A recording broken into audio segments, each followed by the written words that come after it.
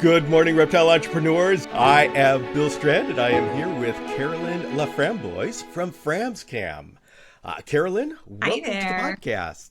Let's go ahead and talk about what is Framschams. A basic overview, because this podcast goes out to people all over the reptile community, and so many of them aren't as familiar with chameleons. So Framschams is a chameleon breeding hobby that we got into, and it turned off into more of a business for us, which we were lucky enough to say that it's able to be helpful to us and support us economically and help us out in that respect. But we do breed panther chameleons mostly. We focus on that in our home. So it is a home-based business, but it's my husband and I, and we've been doing this for about upwards of 6 or 7 years now, and enjoying every minute of it. All right. So the focus of this particular interview is on the structure, the digital footprint structure that you've put together for your business, and that would have the main components being the website and social media. Could you please go through a quick history of how you built up your digital footprint and the decisions as to why you chose that direction? Absolutely. So when we started to reach out to the public, we started kind of small local pet stores, that sort of thing. But when we decided to go kind of connect with a bigger audience, we definitely were focusing on social media. So we got the Instagram account. We had we have a Facebook page and Facebook account, and we're just kind of branching out in those avenues to begin with. I think Facebook in the very beginning was where we spent most of our energy, getting involved in the different chameleon forums, kind of trying to build our page a little bit, get followers in that respect. And then Instagram started becoming more of a pull when Facebook really started to be very strict about, just animal sales and selling animals. So, you had to be very careful about what you said and how you put it out there. And at that point, our Instagram Framschams account had started growing a little bit more. So we definitely were focused more in that respect. It's quick, it's easy, it's it used to be just as simple as a quick picture and a little caption, and it would get out there with the right hashtags. And over the course of time, as our business grew, we introduced our website after those two were kind of firmly established. And then we've, had some ups and downs with the social media, but the website is pretty steady, which is great. So what went into your decision as to, okay, now we need a website? So we were definitely having more people reach out to us as far as sales. And again, with the difficulties that brings with social media, we knew we needed another outlet that we could direct people to.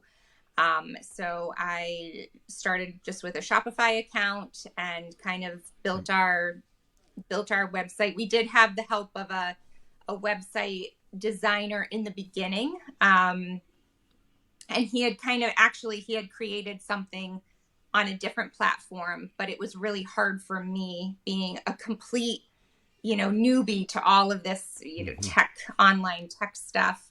I really couldn't access the platform that he set up easily. Everything had to go through him, and it just wasn't something that was helpful. With chameleons, you kind of are constantly, adding more pictures and putting up different chameleons, and it just wasn't working out. So I had, researched a little bit, decided I was going to try Shopify, and it's been really, actually not bad. I have been able to kind of put time into it, figure it out. They have a great support system. So if you need support, there's people there that you can talk to and do that. So now we try to put most of our sales on that website. And it actually really streamlines the process. I love it when people buy off the website. It's a lot easier. So, in the beginning, when you first started the website, what were the features that were most valuable for you to have on a website? I knew that obviously I wanted to be able to, showcase some of the chameleons that we had for sale. So I Mm-hmm. definitely wanted to make sure that we could do that kind of in an individualized way. Um, Something where somebody could go on and see one chameleon, and people like to pick, so it was important to be able to do that. um Having a section for like pictures of our breeders that we have, that was important because you like to show off the adult chameleons that you have that are in full color. And if I say, oh, this baby came from a Flash baby, for people to be able to actually go on and see more pictures of Flash was important. um, Having an area for care, which your Chameleon Academy website was so helpful in that situation, because Brian and I have been kind of taking the care that you have outlined for Chameleon Academy and putting out there into the community, and we've kind of adopted that as our baseline. And that's So exactly what it's for. So, yes. yeah, and being able to showcase that on our website and actually put a link to your website was something that I felt pretty strongly about. I wanted to give people somewhere and links that they could go to for more research, because I mean, when I got into Mm-hmm. this, it was going down rabbit holes of of information, and I think that that's important for people, and I appreciate Mm-hmm. when people take the time to do that. I also wanted to be able to highlight like things that people ask us questions about. So where do we get our cages? What do we, recommend for Mr. What do we do?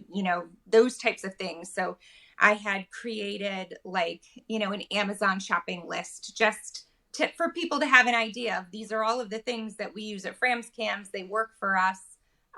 You can get them here if you want, or you can get them, other places too. And we had other websites that we recommend people going to as well. How did you find the transition? You were doing everything on social media, and so you built up a relationship and a communication style with people on social media. How was the transition to the website as far as people? Did they transition easily?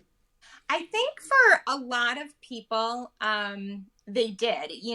We were able to put our website on our Instagram page, on in our bio, Yeah. so we could kind of start linking that. And when I can't even remember when in the history of like stories and all of that came to be, but Yeah. when you were able to flash a story up and put a link to your website, and then people can easily click on it, which was really really simple.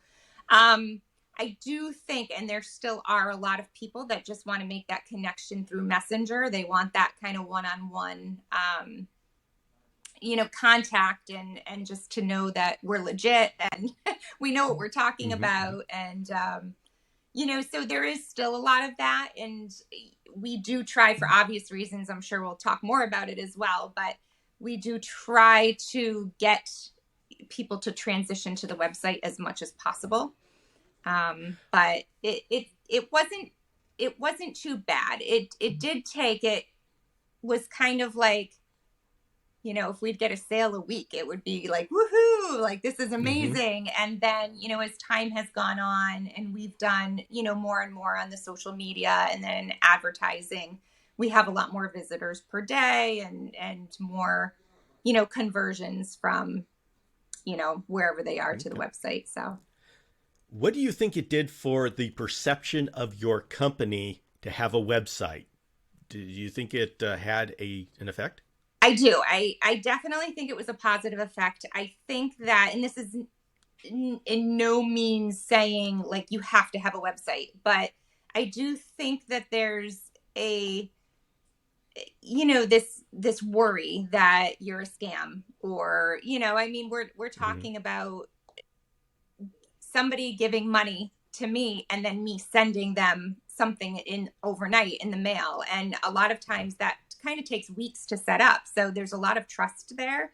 And I think having that website absolutely made a difference in people understanding, like, okay, this is legit. Like, they have have this big testimonial area too, which I, again, on the website, I think is really important for people to hear what past customers have had to say about our, Brian and I, and Mm-hmm. Framschams. So I think that has been really important for us.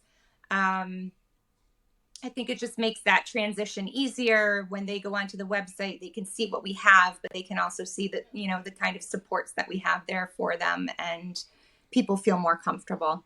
Before you had the website, how would a typical sales transaction go?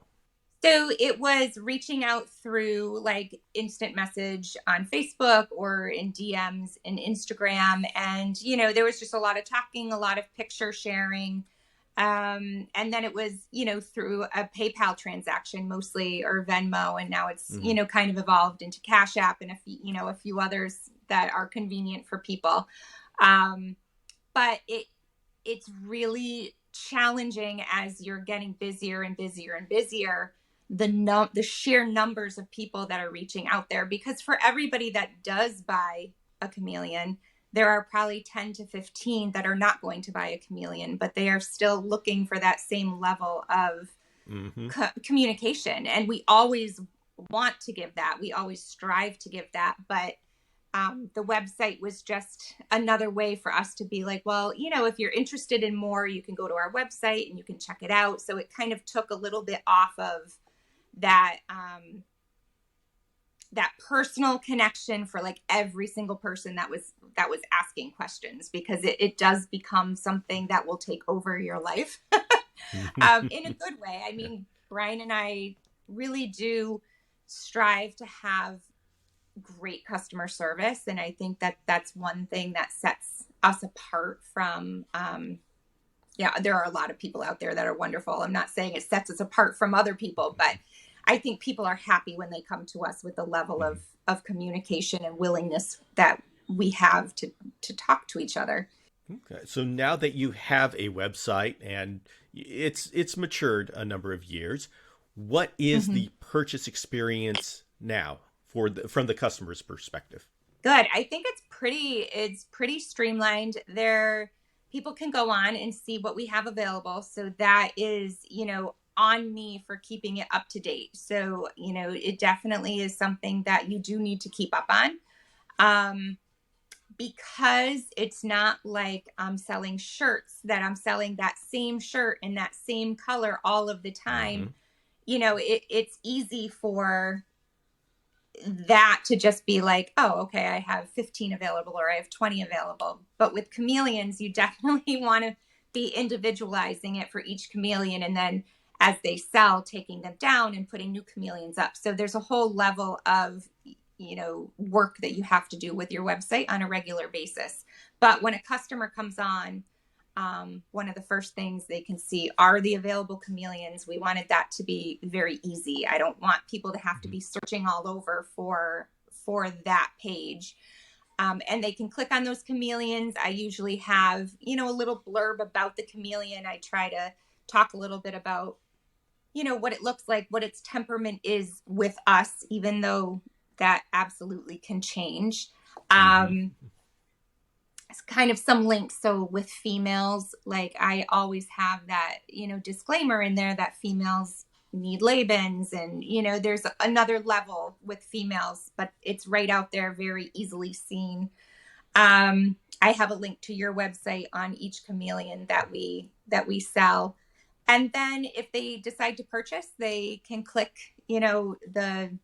the button and put their information in. And, with the website, people are able to use, credit, debit, whatever kind of form of payment that they wish to make. And it's pretty seamless. So, for me on my side, it's in one click. I have their address, I have their email, their phone number, everything that I need, which is Mm-hmm. just so much easier than that it is sometimes when have 100 messages back and forth in a DM. So All right. Well, one thing I know that it's a tricky when you're dealing with a live animal is the shipping. So, mm-hmm, mm-hmm. how do you determine the rate that you're going to charge? And do you deal with hub to hub shipping, and how do you arrange that?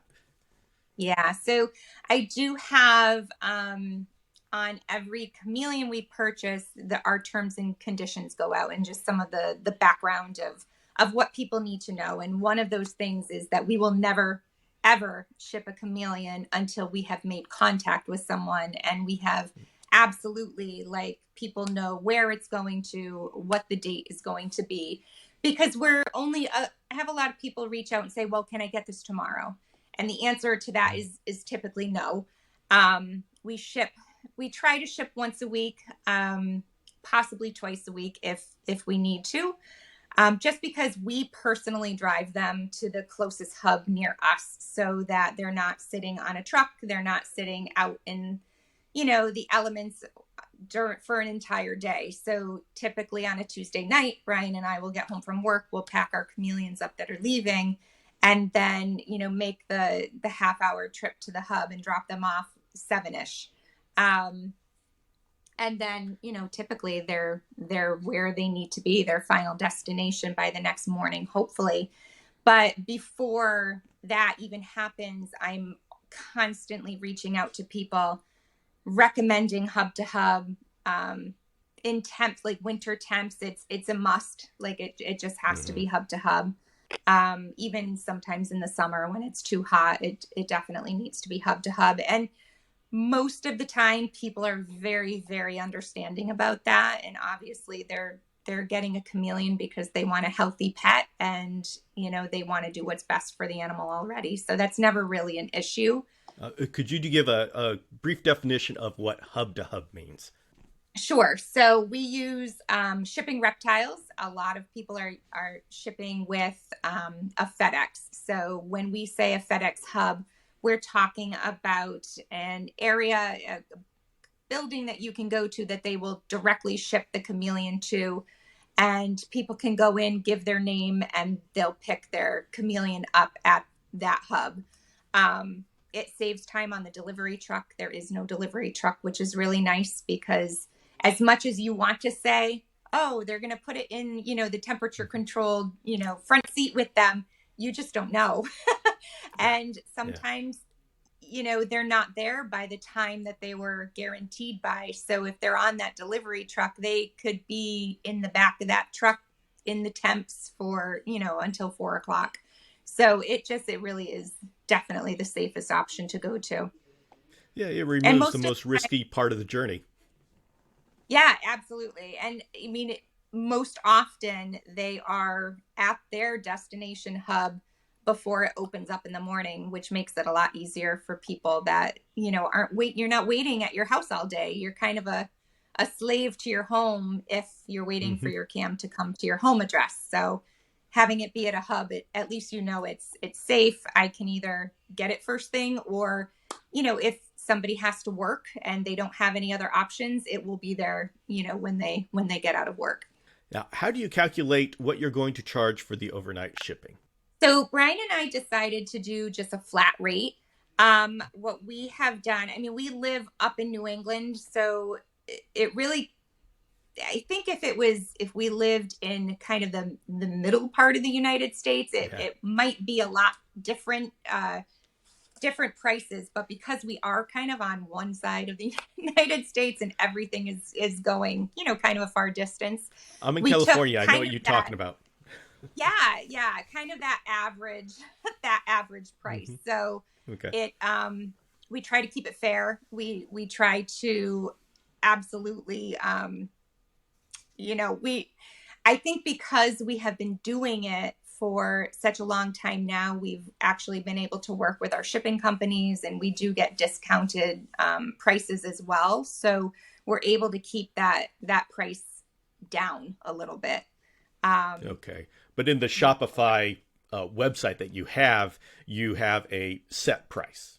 Okay. And that, yes, it's a flat price. Yeah. So those of us who are doing it on a lower scale and we calculate out the price for each and every shipment, we know that it varies wildly, and trying to put that into a website shipping computer, unless you have your own live animal shipping account, is Right. very difficult. And so this, yeah, Yeah. doing a flat rate Yeah. is It one way to do definitely, that. we started doing that in the very beginning, and it works when you are only shipping a couple of chameleons a month or a week, but when you're doing more than that, it's a hard process. So, and it's hard to translate that into a website, and automatic shipping being calculated is tough. So Yeah, for those who haven't done it yet, figuring out the shipping calculator is one of the most stressful parts of setting up a website, and it always requires the tweaking to make it right. It's just a nightmare. mhm, Um, I'll go ahead and absolutely. take a moment here while I recover from the memories of what I have had to do. So, anyway, uh, all right. So now let's start getting into the integration of the social media and the website. Now that you have a Mhm. mature website, what is the relationship between Instagram, TikTok, Facebook, and your website? So we're trying to utilize social media to get our website out to the broader, public. I think that those, Facebook and uh, Instagram and TikTok are great for reaching people that we wouldn't be able to reach on a regular basis. So, and not everybody is thinking, oh, like I want a chameleon. It's easy when somebody's like searching up on Google or whatnot, chameleons for sale, and it'll bring you to, a whole bunch of us that are selling chameleons. But if you can get the word out there on social media, and then those people click on your website just to see more, that's the goal. So it's trying to get your audiences bigger. Obviously, you get caught up into this. I want as many followers as I can get. There is this like sense of, if I have the most followers, it's going to be wonderful, and it's going to help my business. And that's a kind of a double-sided question. There are absolute positives, and there are some huge negatives to it as well. Well, let's go ahead and dive right into that. Let's talk about your Instagram adventure. Uh, Mm-hmm. and Mm-hmm. I'll just let you start from the beginning and go through it because you have quite the story. Yeah, yeah. So, gosh, I think we started our Instagram back in 2017, I want to say. And of course, it was so super small. That was when Instagram was purely just photos and, just trying to get your things out. And, I don't even know if we were using hashtags at that point. I don't think we knew what hashtags were, but it grew very slowly, very, very slowly. And then this past year, so I want to say it was 2022, we had gotten it up to 18,000, I think, which was, I mean, for us, for a lot of people, that's a huge For anybody, number. that's a pretty good number. Um, yeah, yeah. And then it got shut down. It was my birthday. So it was March 30th, 2022.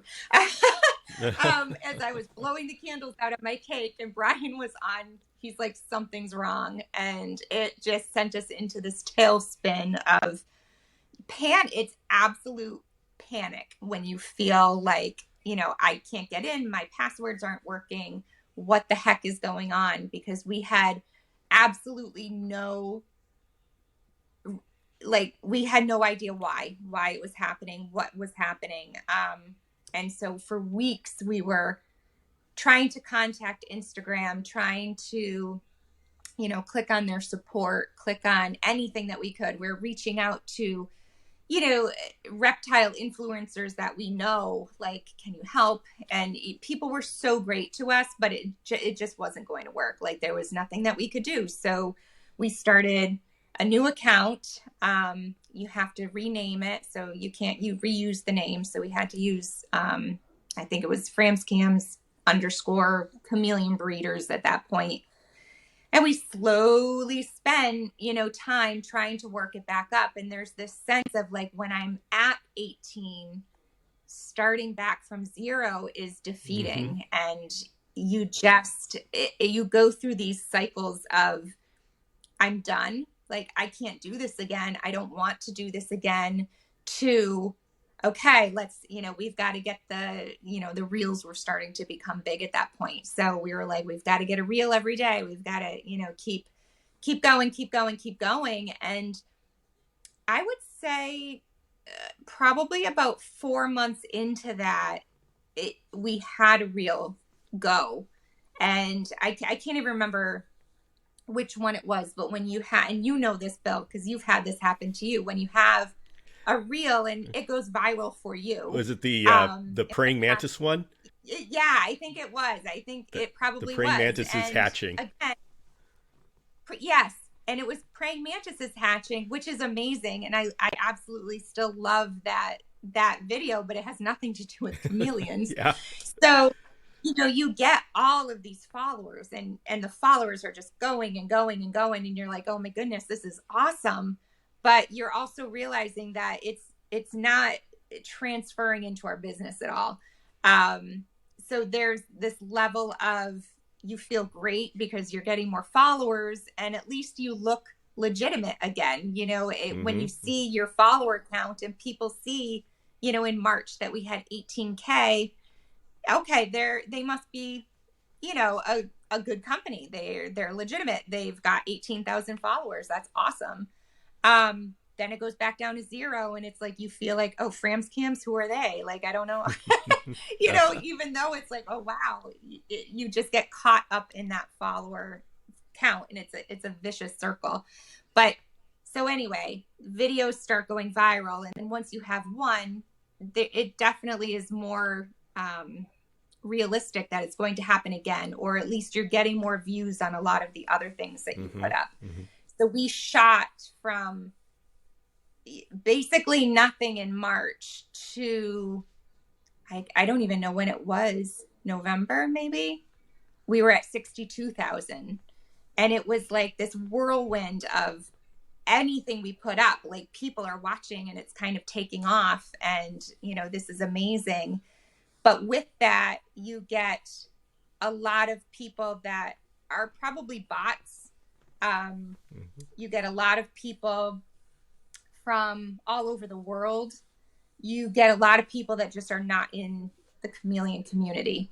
And that comes with criticisms of what you're doing, even though, Brian and I pride ourselves on everything that we do. And we try to give our chameleons like the absolute best care. But there are people out there that are just never going to see that. And, they start putting comments on your videos and then you start getting reported. And, it just can come down just like that. And with Instagram, there's no sense of recourse. Like there is nobody to talk to when a video gets flagged. Like, yes, you can ask them to look at it again. But most often than not, it's just nothing's going to change. And when your account comes down, like it did a second time, there's nobody that's going to be hearing you. So there's absolutely 0 you can do about it except start over a third time. And, hopefully we won't have to do it a fourth time. But it's like this cycle, and it can be vicious at times. How many accounts have you taken from 0 to being taken down? We have taken 2 accounts from 0 to be taken down. We're on our 3rd now. Okay. And all right. We're just, we're trying to, again, you get this like defeated feeling for such a long time. Like for me, it coincided with me being back at work. So I did not have as much time as I did over the summer for sitting and making the reels and doing those things. So for me, it was kind of like, why am I even doing this? Brian has been much better about it than I have, but I think we're back at 2,700, and it's a pretty active account right now, which is exciting. It's the people that have been with us from the beginning. They knew, oh, where'd you go? Like something happened. So they sought us out. They found us again. And we can't even tell people how much we appreciate them for following us. But there's definitely more of a level of engagement in our account now versus when you're at 62,000. You just cannot You can't engage Okay. with even that many people. I don't know how people do it with hundreds of thousands of followers, but You've had all of this ups and downs with Instagram. What are the business implications of, number one, having your account suddenly disappear? Let's start with that. I think there's this level of panic that you feel like, oh my goodness, nobody is going to find us again. And, I think initially there probably was a dip in people seeing our account, like the visits that we get per day. I think there was probably an initial dip, but for whatever reason, we were very lucky that it didn't seem to put a dent in the website business as much as we had both thought it would. Um, it definitely makes, And you so value your website. I definitely want to Go ahead. dig into that, because the whole reason for social media and putting all of this effort into social media is to bring traffic to the website. And so, Right. but you've had this dynamic where your Instagram literally disappeared, but Yeah. you Yeah. didn't see a disastrous effect on the website. And so, what do you Mm-mm. think was what was going on there? It's funny. I wish that I knew a lot about that. It definitely was when we had our website crash. We definitely put a little bit more thought into different ways to engage people. So Wait, I wait, you wasn't said utilizing website crashed? not the website, I'm sorry, the Instagram Oh, when the okay, okay, Instagram okay. crashed.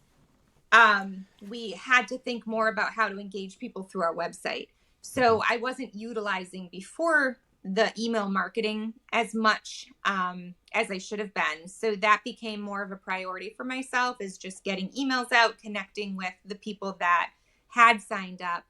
Advertising became pretty important to us as well. So that was something that we definitely spent more time looking into and doing. So advertising on different platforms. So, Google and Facebook and even on Instagram, just trying to get people to, traffic to come over to the website.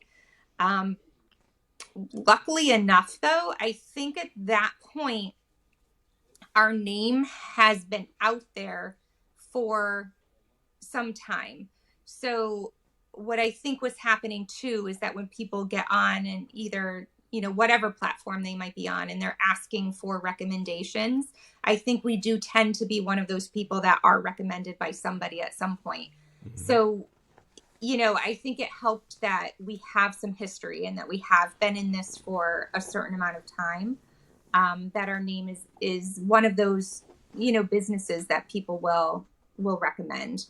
Okay. Um, Chameleon Forums is another avenue that we advertise on as well. We're definitely enjoying being one of the sponsors on Chameleon Forums and try to be active, on there at least to, put up some announcements every now and then about, fun things that Hmm. are going on the website. So it's just trying to find all of those other avenues to use to your advantage, I guess, when it comes to traffic coming to your website. Okay. Now, we know on Instagram and Facebook that they don't want you doing any sort of animal sales, and that they will go into your direct messages, private messages. Mm. So, how do you deal with the situation where people who find you on Instagram are going to want to talk to you on Instagram about a sale? How do you deal with that situation? Yeah, it's a balance. It's definitely a tough situation. We of course are always asking people to come to our website. Okay. One of the things that Shopify has come out with, I think within the last year, I can't even remember when it happened, but there's a Shopify chat. So on our website, it's a, chat with us button. So we have a lot of people that are using that option. And I absolutely love it because it's just an app on my phone, just like Instant Messenger is, where it's an absolute safe place to talk about Okay. the products that we have on our website. So we have a lot of people utilizing that. Um, we definitely just try to move people to those more appropriate areas of, what am I trying to say? Communication, Yeah, if you will. communication. Oh, Text okay. message. Yeah, like here's my number. Text me. Brian has Okay. a lot of people reaching out on his phone. We know that social media, we'll say Instagram because that's the one we're talking about right now, it Mhm. has a way of being a black hole for your time. And you can easily get caught up in Instagram and spend all of your time on it. How do Mhm. you how do you split up your time between social media marketing, maintaining, growing the website? What does that look like for you? For Brian and I am more of the website person. So I'm the one that's, keeping the website up to date. I'm the one that is mostly interacting with the people on Shopify chat, although now when I'm at work, Brian will do that if he's at home. And he's absolutely become more of the, social media manager, I guess, if you will. He's 75% more on Facebook and Instagram than I am, just because the ways our jobs work. um I'm a full-time teacher, so when I'm at school, it's next to impossible for me to do much Mm-hmm. other than teach. Yeah. So when he's working, he does have a little bit more downtime, or his schedule's a little bit more flexible, which is great. um, I will tend to be doing the very early morning Instagram or Facebook posts, and I'll try to do one later in the evening, or I'll try to get some stories up at some point when I'm home. But for the most part, he and I split those duties a little bit, and it seems to be working pretty well. What do you see as the future for your website? Is there some development you want to do with it, or is it working exactly the way you want it? I think there's always things that I want to do. It's For myself, I have zero training in, any of this. So I've been learning as I go. I, look at a lot of people's websites and get some inspiration there. There are definitely avenues that I want to, go in. I There's kind of some ways that I don't love the way that when my website is set up right now. I don't think anybody else would realize it or say, "Oh yeah, this isn't working." I Mm-hmm. think everything works fine. It's just I see organizational things that I can do that I have my eye on doing this year if I can find the time to do them. Um, we're trying to be a little bit more into, having some deals and having promotional codes. Those always go over well. We're trying to, just get our name out there through other people as well.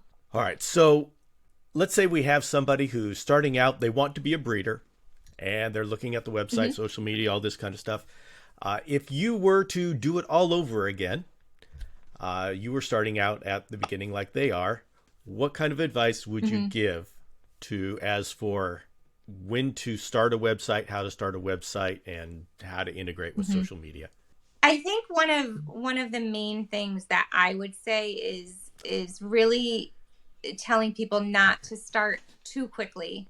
I think when breeders start out, there's this rush to get, a ton of eggs and a ton of, babies going, and that has its huge challenges. And I know I'm more focused on the actual babies right now than I am the social media and the website, but I think sometimes we get ahead of ourselves, and that proves to be very, very challenging.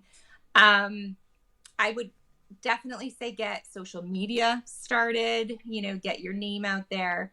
But I would almost hold off on websites until you definitely have a need for it. If you have people that, are coming to you and asking you questions, and you just don't have the time to, keep up with that, a website might then become a good option, because then at least you can, recommend people go to your website, and you have information there that they may be looking for. Um, I don't think the website has to come first. Okay. um, I would get through a couple of clutches, see how it goes, Hmm. and then, take your time. Like I said, we started on a platform with a web developer and spent the money and then realized that, wait a minute, this is not going to work for me controlling it. Like, I needed to have control over it, not the company that we were going through. And I think you want to know how you want your website to work, and then seek that platform that's going to fit your vision. Carolyn, I want to thank you very much for coming on and sharing your experience. Is there anything else you'd want to add that I haven't asked? No, no, absolutely. I appreciate always having the time to talk with you, and get the message out there to other people. I enjoy doing that. So thank you. All right, then, Carolyn, I want to say thank you very much and have a good day, and we'll talk to you later. Thank you. You as well.